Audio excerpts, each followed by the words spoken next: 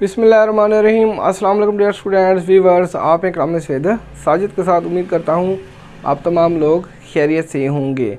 Alpha Chiang mathematical economics exercise 8.4 question number 2 का आज हम बी पार्ट सॉल्व करते हैं। Find the total derivative, differentiate करेंगे D Z over D T, z is equal to 7u plus we T, इसे हम equation number 1 कहते हैं। इक्वेशन नंबर 1 में 2 वेरिएबल्स मौजूद हैं u एंड t। अगर 2 वेरिएबल्स मौजूद हों तो हम पार्शियल डेरिवेटिव का इस्तेमाल करते हैं। पार्शियल डेरिवेटिव में जो सिंपल यूज़ करते हैं उसे हम करली कहते हैं। विद रिस्पेक्ट टू u और with respect to t derivative लेंगे। Where u is equal to 2t, इसे हम इक्वेशन नंबर 2 कहते हैं। इक्वेशन नंबर 2 में 1 वेरिएबल है t, सिंपल डेरिवेटिव लेंगे विद रिस्पेक्ट टू t। जो सिंपल यूज़ करेंगे उसे हम d कहते हैं। d का मतलब होता है चेंज यानी तब्दीली। v is equal to t plus 1। Equation number 3, equation number 3 में 1 वेरिएबल मौजूद है t, जस्ट सिंपल डेरिवेटिव लेंगे dv with respect to dt। अब हम टोटल डेरिवेटिव का फार्मूला बनाते हैं।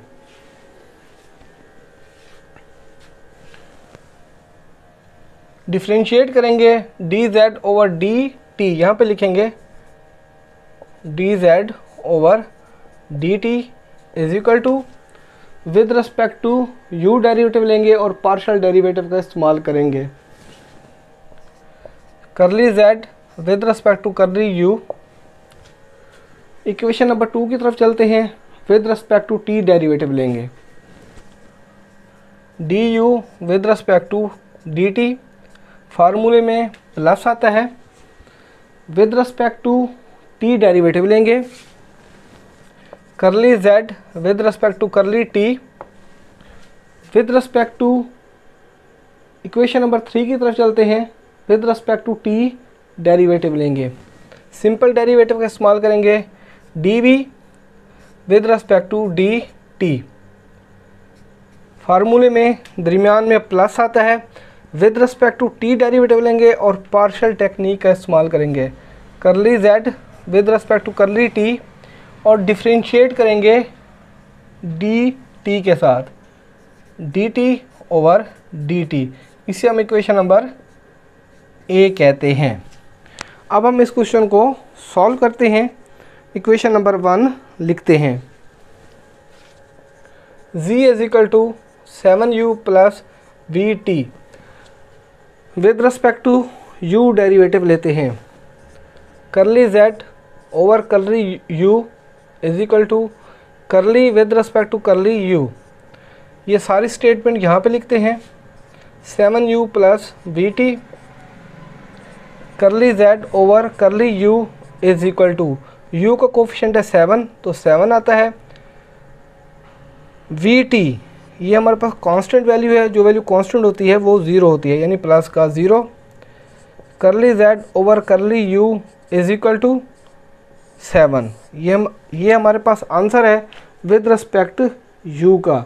अब हम क्या करते हैं, with respect to t derivative लेते हैं curly z over curly t is equal to curly with respect to curly t।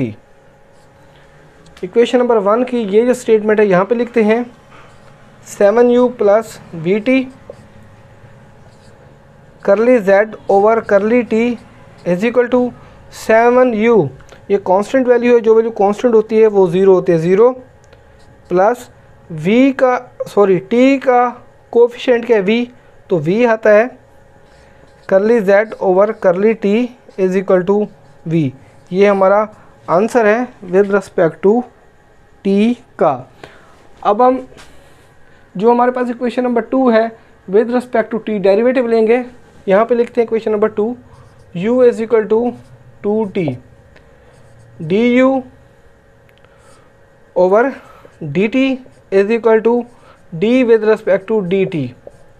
Equation number 2 की यहाँ पे स्टेटमेंट लिखते हैं d with respect to dt, यानी d with respect to t का derivative लेते हैं 2t du over dt is equal to t का कोफिशिएंट क्या है 2 तो 2 आता है।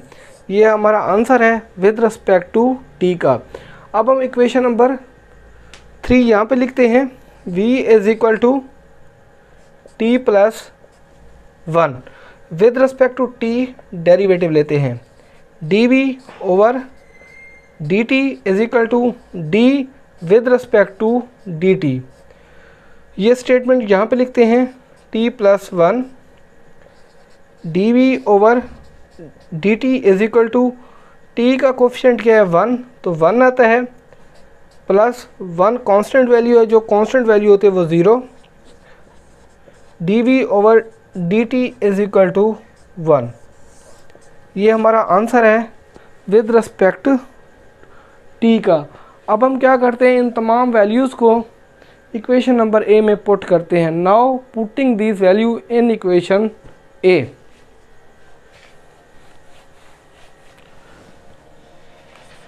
dz over dt is equal to curly z with respect to curly u का हमारे पास क्या आंसर है, यहाँ पे चेक करते हैं 7, तो 7 को यहाँ पे पुट कर देते हैं 7। du with respect to dt का हमारे पास क्या आंसर है, यहाँ पे चेक करते हैं जी 2। du with respect to dt का हमारे पास आंसर है 2, तो यहाँ पे 2 पुट कर देते हैं 2 plus curly z with respect to curly t का हमारे पास क्या आंसर है, यहाँ पे चेक करते हैं। ये हमारे पास है curly z with respect to curly t का आंसर हमारे पास क्या है v, तो यहाँ पे v पुट कर देते हैं v। dv with respect to dt का हमारे पास आंसर क्या है 1, तो यहाँ पे 1 पुट कर देते हैं। Curly z with respect to curly t का हमारे पास क्या आंसर है 0, क्योंकि विद रिस्पेक्ट टू t की वैल्यू हमारे पास मौजूद नहीं है, जो वैल्यू मौजूद ना हो वो 0 होती है। dt with respect to dt का आंसर हमारे पास क्या है, जब t को d के साथ डिफरेंशिएट करेंगे तो 1 होता है, तो यहाँ पे 1 लिखेंगे। मज़ीद सिंप्लीफाई करते हैं dz over dt is equal to 2 को 7 को 2 से मल्टीप्लाई करते हैं 14 आता है, प्लस v को 1 से मल्टीप्लाई करते हैं तो v आता है, 1 को 0 से मल्टीप्लाई करेंगे तो 0 आता है।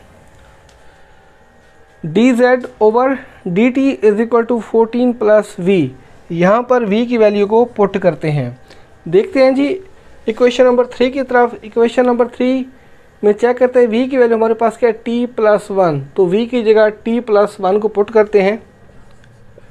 dz over dt is equal to 14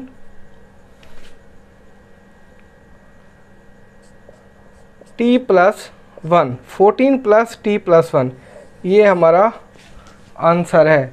viewers, मैं उम्मीद करता हूँ ये लेक्चर आप लोगों को आसानी से समझ आ जाएगा, और आप लोगों को रिक्वेस्ट है काइंडली मेरे चैनल को सब्सक्राइब कीजिएगा, बेल आइकन को लाजमी प्रेस कीजिएगा ताकि आप लोगों को हर नई आने वाली वीडियो का नोटिफिकेशन मिल जाए। Thank you.